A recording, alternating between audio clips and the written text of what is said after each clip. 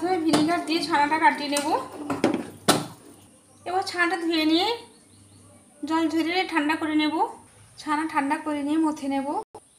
এবার ছানাটা মথে নিয়ে মূল প্রসেসে চলে যাব। খুব ভালো করে স্মুথ করে মেখে নিয়ে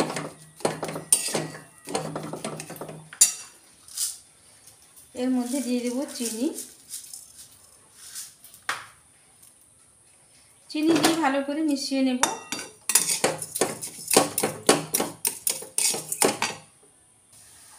আঁচটা খুব হালকা রাখবো। আমি গোটা চিনিটা দিয়েছি, গলে যাবে। এবার চিনিটা গলে গেলে এর মধ্যে 1 চামচ পাউডার দুধ দিয়ে মিশিয়ে নেব।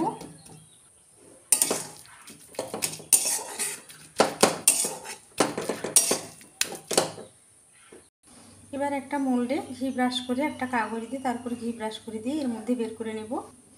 এবার মোল্ডের ভেতর দিয়ে ভালো করে চেপে চেপে বসিয়ে নিলাম।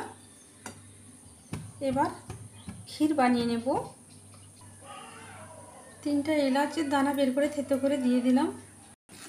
দুধটা দিয়ে অনবরত নাড়তে থাকবো। নিচে লেগে যাওয়ার ভয় আছে, উপরে সরও পড়তে দেবো না।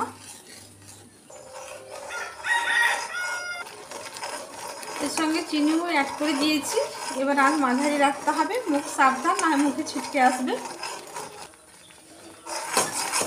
এবার আঁচ বন্ধ করে দেবো। গরম কড়াই নাড়তে নাড়তে আর একটু জমাট হয়ে যাবে। একটু ঠান্ডা করে দেখলাম, হাতে লাগছে না, হয়ে গেছে। এবারে গরম কড়াই একটু নাড়বো। মিনিট 2 গরম কড়াই একটু নেড়ে নিয়ে এবার যে মোল্ডের মধ্যে আমি ছানাটা আগে দিয়ে চেপে চেপে দিয়েছি তার উপর দিয়ে দেব।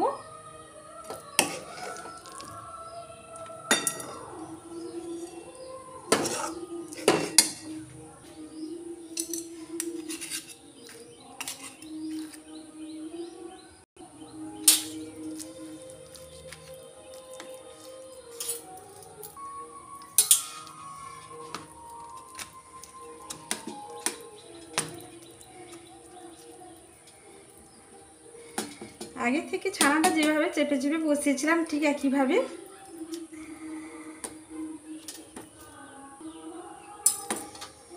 ক্ষীরটাও সুন্দর করে চেপে চেপে বসিয়ে দিলাম।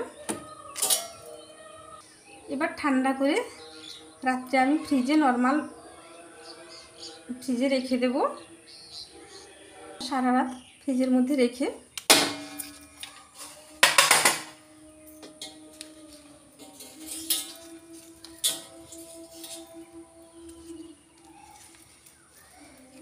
বের করে কাগজটাও ছাড়িয়ে নিলাম।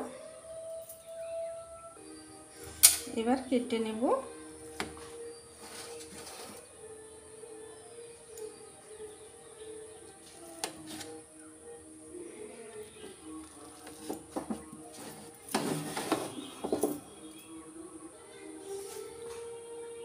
কেটে নিলাম।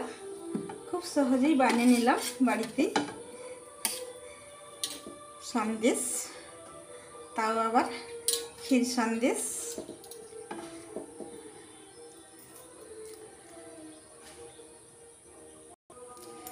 খুব সহজেই বানিয়ে নিলাম। পূর্ণিমায় এক মিষ্টি, খেতে যেমন সুস্বাদু, দেখতেও খুব ভালোই লাগছে।